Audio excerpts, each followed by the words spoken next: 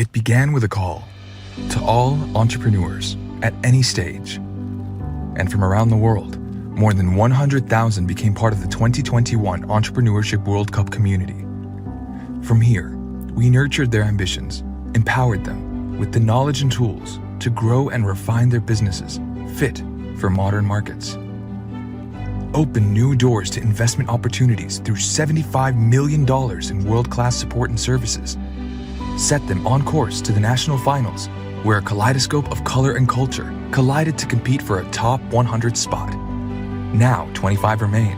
The world's most promising startups from every corner of the planet are gathered here today on the main stage, the Global Finals, to compete for more than $1 million in cash prizes and see who claims the coveted EWC trophy. And this is just the start of your journey. Good luck. Go well.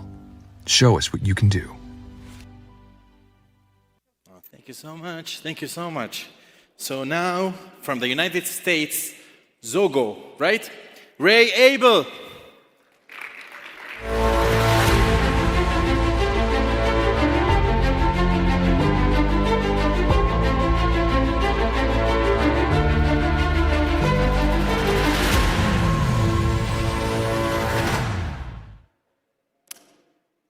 Hi, I'm Ray Abel from the United States, and I'm here to talk about our platform, Zogo. Zogo started with a purpose as my co-founder Dalton solved problems for a brother who had cerebral palsy. And what we found is the problems for people with disability are stunning. This is an underrepresented group where a $3,000 wheelchair joystick doesn't connect to things like smart home systems or video game consoles, even though it has Bluetooth. So that's a hardware problem, not a software problem. But we also help older adults like my grandfather here who loved new tech but became overwhelmed by it as he got older. And for people like me and the rest of us who just can't seem to get Alexa to understand what we want her to do. So we created Zogo, a hardware and software platform that makes tech accessible for everyone. It works by connecting any input device that you own to any output device that you want to control, which means that wheelchair joystick I talked about earlier can now control an off-the-shelf drone. Or I can use an Apple Magic Trackpad to control my smart home lights and not have to worry about fighting with Alexa. And it's all underpinned by a software platform built from the ground up to support a wide variety of devices. Now we know gamers and smart home users want to create with Zogo, but I'm going to talk about our launch market. We just finished up a deep dive with the National Science Foundation in the US, and we narrowed down users that were our most passionate launch market with the most immediate need. So we went from the 61 million people with disabilities in the US to 305,000 children aged 5 to 18 with cerebral palsy that's spastic, which means they have severe difficulties grasping. And even though this is only 0.5% of the total available market, it still allows for $28 million in revenue in the 3 years after launch. And when we expand worldwide, that means that single opportunity allows us to reach a $490 million market and then expand to the global $32 billion disability space. And the same platform can be used in the rehabilitation and education markets through licensing, as well as partnerships like we formed with Comcast, which is the largest cable company in the world. And we see the digital twin space growing our next generation of revenue through a creator platform. So that's Zogo. But there's one person I want to talk about here, and that's Isaiah. Isaiah is 16 years old, and this is actual footage from a pilot test we did with Comcast.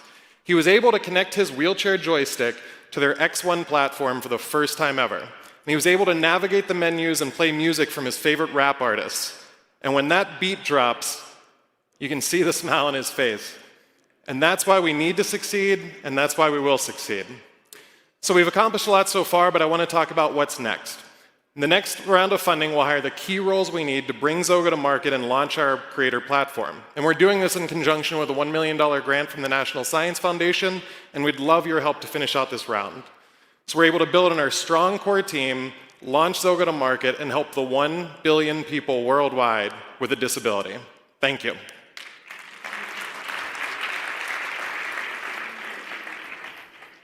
Thank you, Ray. Thank you very much. Thank you so much. I have a lot of my friends with disabilities, especially with, like, they have difficulties hearing, and some of them are deaf. So I hope I'm doing this right. I'll say, hi, we love, or like that, love you. We love you, and we love all disabled people. All the respect and love. Thanks. Also, I would love to call Ray Abel, Samit, Yildirim, Nof Al-Hazmi, Osama Al-Ra'i, هتان خلص. Thomas Hodley, Marcus Silverberg, Julia, virtually, and Pita Shea, Alan Hernandez. Oh, sorry. Only the 5. My mistake. So only Osama, Nof, Thomas, Ray Q, Samit, Nof, and Osama. آخر جواب نهائي خلاص. Yeah, هذا الجواب النهائي اللي عندي. So you'll have 8 minutes to answer the judges' question. Judges, please go ahead. Hi. So a question for Plastos. Can you try to unpack a little bit where you are in the development process from an idea to patents to actually having a product in the market? Yes, we have multiple patents with the USP2O, and we're actually finished with the MVP. We're working with 2 leaders on compounding, experimenting more options because it's evolving market. Where we've sold out on the dry shipments immediately, like in the first week. And we're pre-revenue right now, but we're expecting to generate $9.5 million first year once we have our fermentation facility up and running, because we should produce 1,000 tons a year of plastic or plastos, the bioplastic, and then each kilo should sell for $11. And our daily production is 55 kilos per bioreactor. Yeah. Osama, what's the average size of your loan and where are you currently operating? Are there going to be any regulatory challenges for you to operate in other markets other than Saudi Arabia? Because you need the approval of the central bank, correct? Yes. Our current loan sizes are $130,000, 500,000 riyal. But that's the ticket per loan. Per SME, it can go up to $2 million. So we give a limit to the SME, and it's a revolving limit. They can utilize it as per they bring more and more receivables. The limit starts lower, and over time, we build a history with the SME, and it increases over time. We are regulated by the Saudi Central Bank, so any market we need to enter, we need to get a new license. However, the Saudi market is so huge, and the gap is more than $100 billion, that it will take a bit of time for us to scratch the market before we head into the markets. Babner from Orbelin. How's the nutrition base when compared to the comparables, and how is also the competition? So thank you for the question. McKinsey published a recent report about the space, and then I think there is little over 100 startups available in the world at this moment. All of them came with some waves to the industry. So there are first wave startups, and then we are in the second wave. And then we are already top in the second wave towards the development, and then already catching the pace with the first wave. So we already have 4 meats developed in our labs. We are getting ready for the scale up, at least for the beef, in the near future, and then would like to be in the market early 2023. Thanks, everybody. Nice vibes, mashallah. Mr. Q? Yeah. Is this the right pronunciation? Q? Yes. Mr. Q. Does your product solve issues for completely deaf, or is it like just minor deaf they can hear and it improves?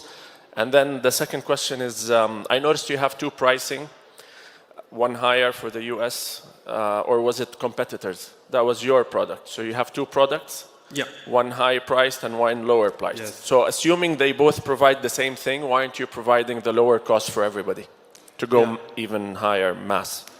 This device is for severe to totally deaf people. Yeah, it is implanted under the skin and goes at the electrode ray go through the cochlea and give the electrical stimulation to the auditory nerve. So that, yeah. And the second question, we are planning to make 2 sort of cochlear implants. One is the 32-channel devices, and second one is 16-channel devices.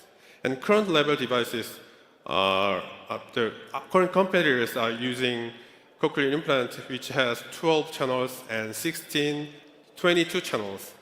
These are the conventional level devices. So we are making the conventional level devices as a 16 channel for the tender markets, B2G markets. Yeah, that's all.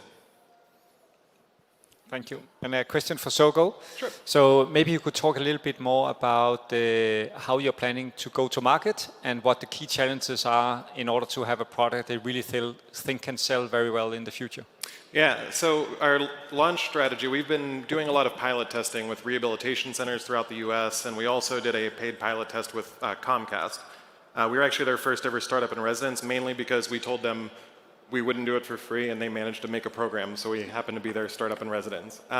So people really want to buy this product, and we see both of those channels, which are early partners, as ways to launch the product. Rehabilitation centers are struggling for ways to help their users do things like a basic cause and effect, meaning you hit a button, a light turns on, and the software that's out there for that is really expensive, runs off DOS, and that's something we can add to our platform. So we can sell it to the rehab centers at a higher price, but also have the same compatibility with end users would see. And when we did our research, that's where a lot of people find out about new products in the accessibility space. And then broadly, the first launch is for the hardware. But for example, what we do from a mainstream tech, the Magic Trackpad example I talked about, we realized early on that we could not make every device work together. So Zogo will cover all the main areas at launch, but my co-founder Dalton, I have him on call and he can do it for me because he's smarter than me. But we want to make sure that creators can both add these new connections like he can and then sell them on our platform. And I'll just wrap up with this. The way we see it is like Roblox. If you have kids, you know what Roblox is. If not, it's basically virtual Legos. And so in that system, they have these user-generated contents, which might be a t-shirt with a design on it, or it may be a house, and creators sell that and make money.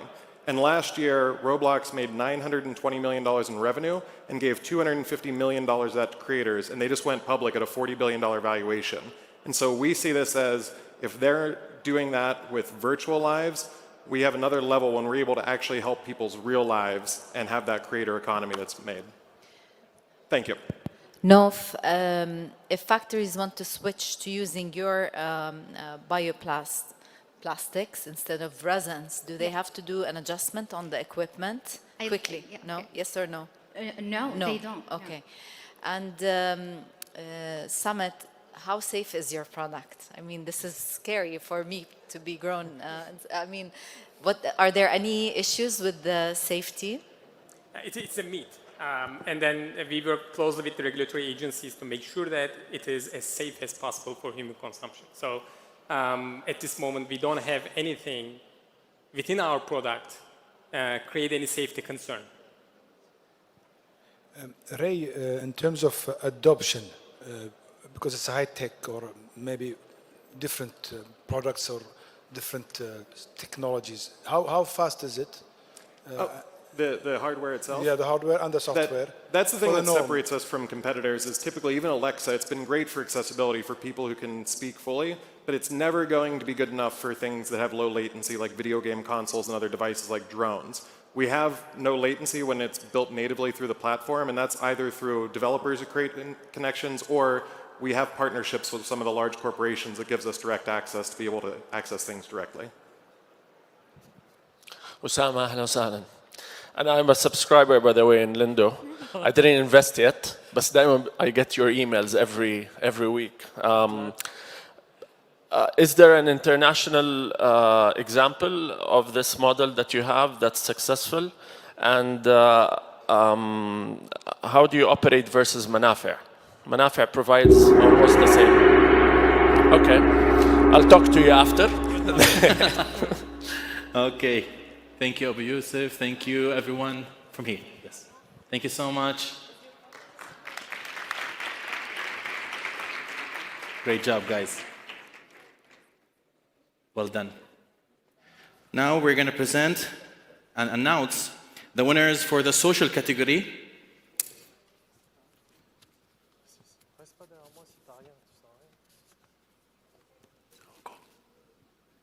Okay, I'll announce it because it's really hard to announce. Zogo!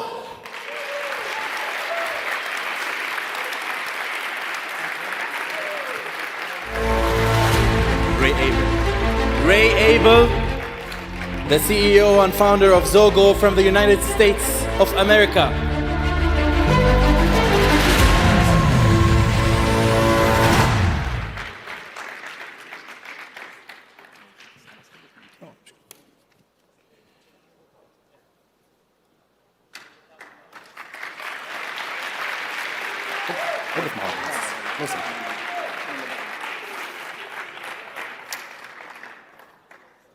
I also would like to call Jonathan Ortmans, the president of the Global Entrepreneurship Network, to the stage to present the next award along with our beloved. So please, all the semi-finalists, let's take a family photo. You all are winners, زي ما قال دكتور بدر. كلكم فايزين. Right there. Congratulations. Yes.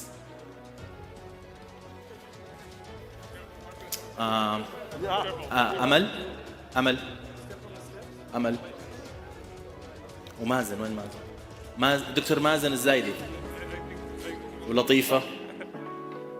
كل entrepreneurship team, please come in. EWC team as well.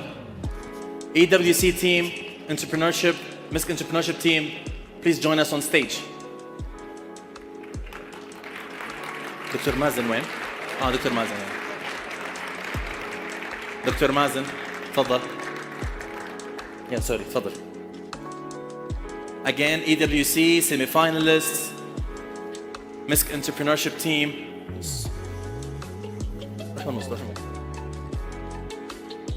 Congratulations, everyone. It's well deserved.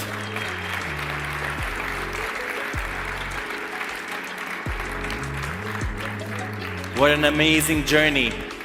More than 100,000 individuals, and we have only 5 winners tonight. It's an amazing journey that has been going for so long. Months, Dr. Mazen? Yeah. Thank you so much. Thank you so much. Big round of applause.